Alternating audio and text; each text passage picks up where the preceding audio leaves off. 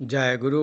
वंदे पुरुषोत्तमम, वंदे पुरुषोत्तमम, वंदे पुरुषोत्तमम।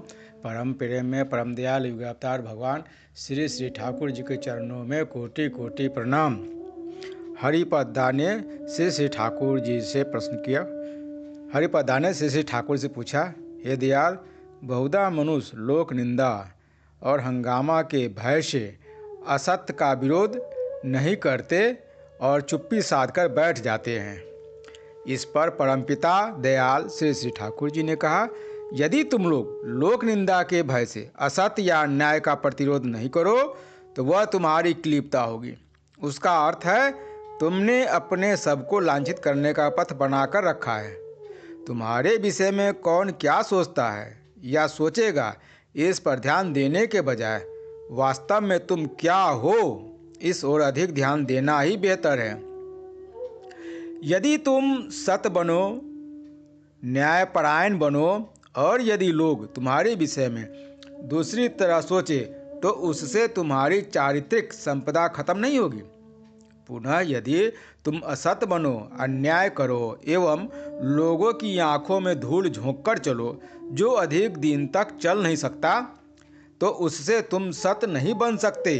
तुम्हारी मूल संपदा है तुम्हारा चरित्र।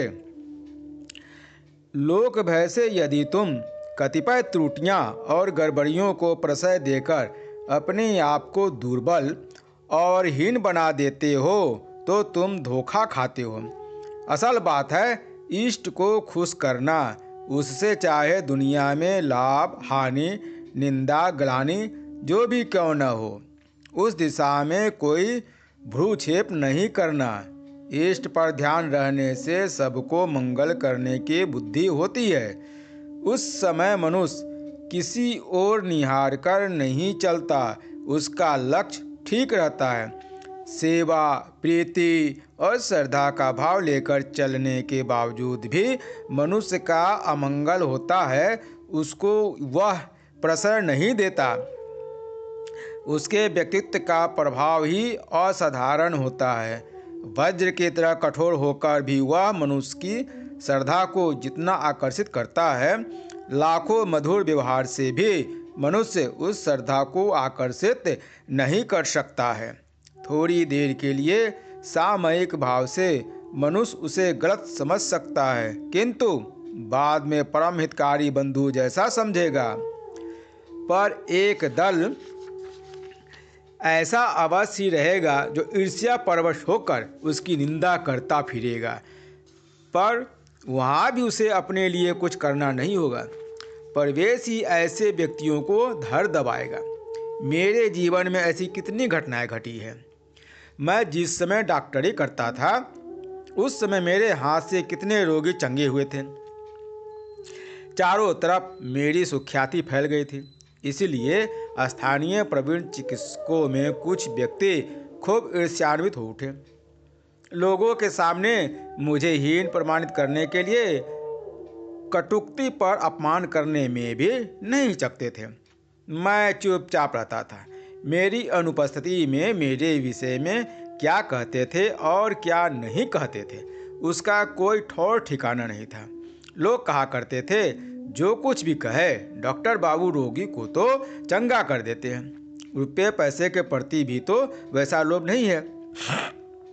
कैसी मीठी मीठी बातें करते हैं, कैसा मधुर व्यवहार है। हमारे घर के लोग रोगी के लिए जितना व्यस्त नहीं होते, डॉक्टर बाबू उसकी अपेक्षा अधिक व्यस्त हो पड़ते हैं। उत्तर में वे कहा करते थे, रोग दूर करने की बात अब मत कहो। क्या वह डॉक्टरी जानता है कि चिकित्सा करके रोग दूर करेगा? डॉक्टरी तो सिर्फ उसका बहाना मात्र है। डॉक्टरी तो वह कुछ भी नहीं जानता है। न जाने उसकी माँ कामाख्या से क्या क्या सीख कर आई है। उसके बल पर ही तो वह रोग दूर करता है। जिस ढंग से वह रोग दूर कर रहा है उसका मजा वह बाद में चखेगा। रोग दबा रहता है, पर बाद में जब वह उखड़ेगा तभी पता चलेगा। तो उस समय झाड़ फूक से काम नहीं चलेगा। हमारे निकट दौड़ना ही पड़ेगा और रोगी के प्रति सहानुभूति दिखाने की बातें कहते हो। भीतर में कोई विद्या बुद्धि नहीं रहने पर मनुष्य को अपनी ओर आकर्षित करने के लिए कोई ढंग तो रहना चाहिए। इसलिए उतना वह खुशामद करता है। तुम लोग उसकी बात मत सुनाओ।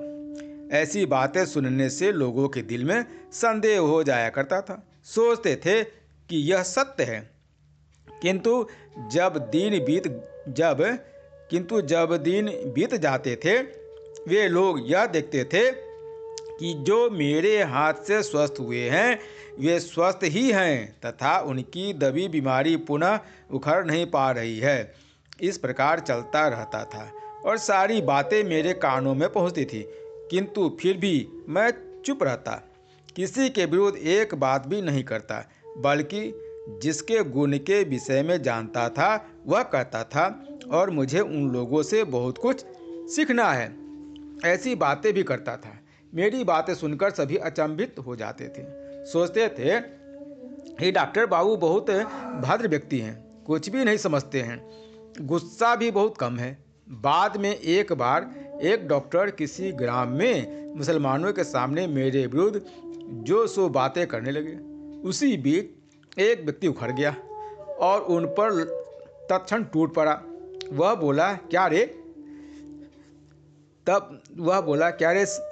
क्या रे साला, चक्रवर्ती बाहू के लड़के की खामखाह निंदा करते हो? मैं तुम्हें मजा चखाता हूँ।